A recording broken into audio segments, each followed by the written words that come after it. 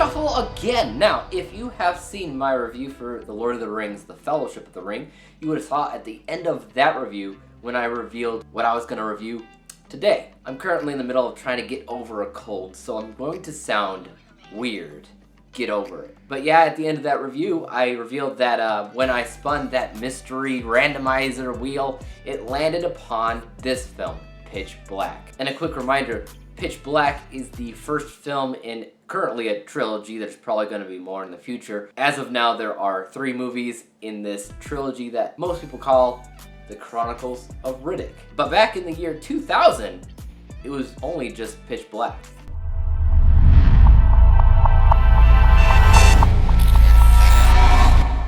Pitch Black is ultimately a 2000 science fiction thriller about a group of people that crash land on an alien planet and they don't know what's worse. The murderous criminal known as Riddick who escapes from their captivity, or the evil flesh-eating aliens that live on the planet. Turns out though, they might just have to accept Riddick for who he is and ask him for help because he has the ability to see in the dark, which coincidentally is just like the alien creatures on the planet who attack in the middle of the night. Before I go on with the review, I want to once again remind you to stick around for the end of the review, which I'm going to reveal what the randomizing machine has chosen for me again. So stick around for that because you don't want to miss it. But on with my review of Pitch Black.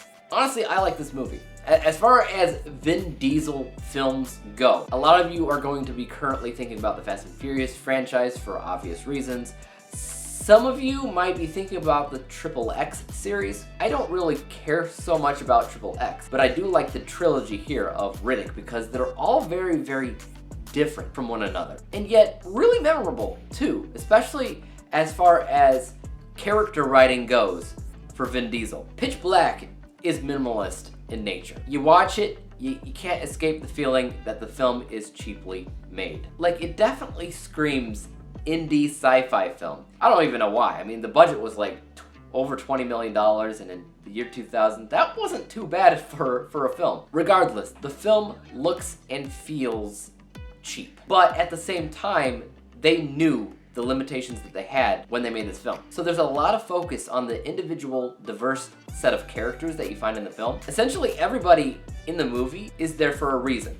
They're not just random passengers on a spaceship. They all kind of, sort of, serve a purpose. They don't all serve a purpose as far as progressing the plot forward, but they do have background, they do have history, and they do have individual reasons for being on this planet, for being on the ship in the first place. So that's good. They didn't have to do that. They're not all as memorable as Vin Diesel is as Riddick, but they're far from forgettable. So there's a lot of great characters in this with a lot of really, really good dialogue. Again, most of the greatness in the dialogue comes from Vin Diesel's character and his deep voice. But I mean, I won't lie, some of the other characters also have some pretty good one-liners sprinkled throughout the film. As far as visuals are concerned, if the CGI was lit up, I can almost guarantee it would look like poop. But the movie's called Pitch Black, so a majority of the CGI is almost completely shrouded in darkness. And because of that, it plays by the rules of Jurassic Park in the 90s, where their CGI probably didn't look all that great either,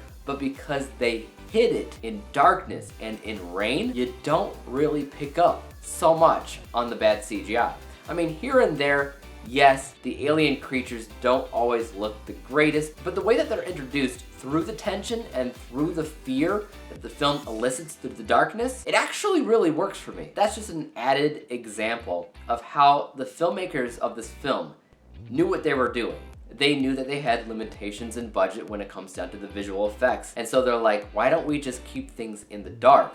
Our character is famous for seeing in the dark anyway, so why don't we just build on to that? Expand on that fear of dark that people just naturally have, and have people getting attacked left and right, but in the dark. The only CGI that you actually see?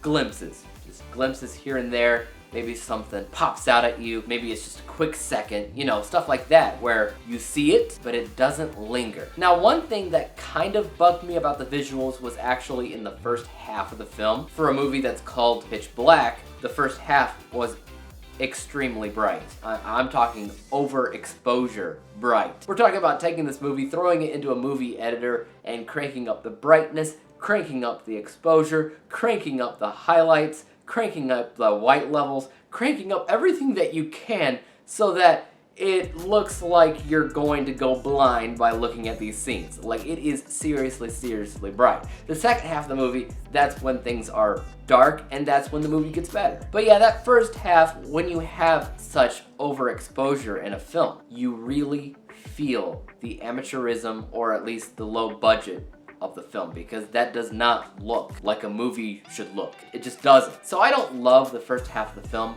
but the first half of the film was also really, really important in introducing you to Riddick, in introducing you to the cop that has arrested him and has this disdain against him, in introducing you to all the other passengers of the film. There's so much going on in this film that, I don't know, I feel like you would be surprised to find when you watch the movie. It's good.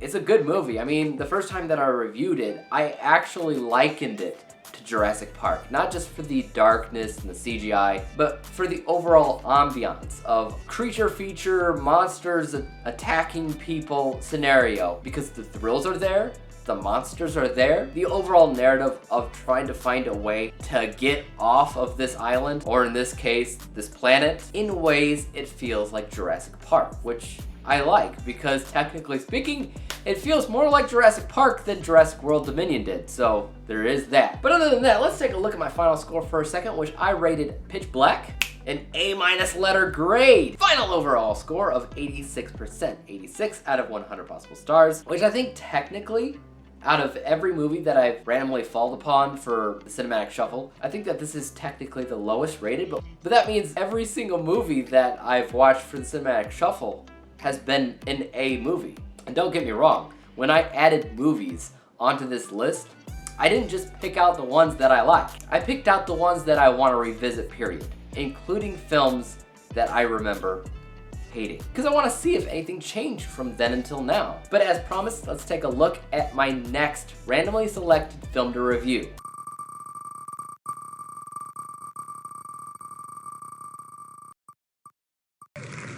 The Client. If you're unaware of what The Client is one of John Grisham's many film adaptations of his books. I remember reading that book and just really being engrossed and really enjoying the film as well, which has Tommy Lee Jones, I think. Don't quote me, because I didn't look this up. It's just been years since I saw the movie, and I'm really glad to see it selected for the next time. And that review is either going to be during the weekend or early next week.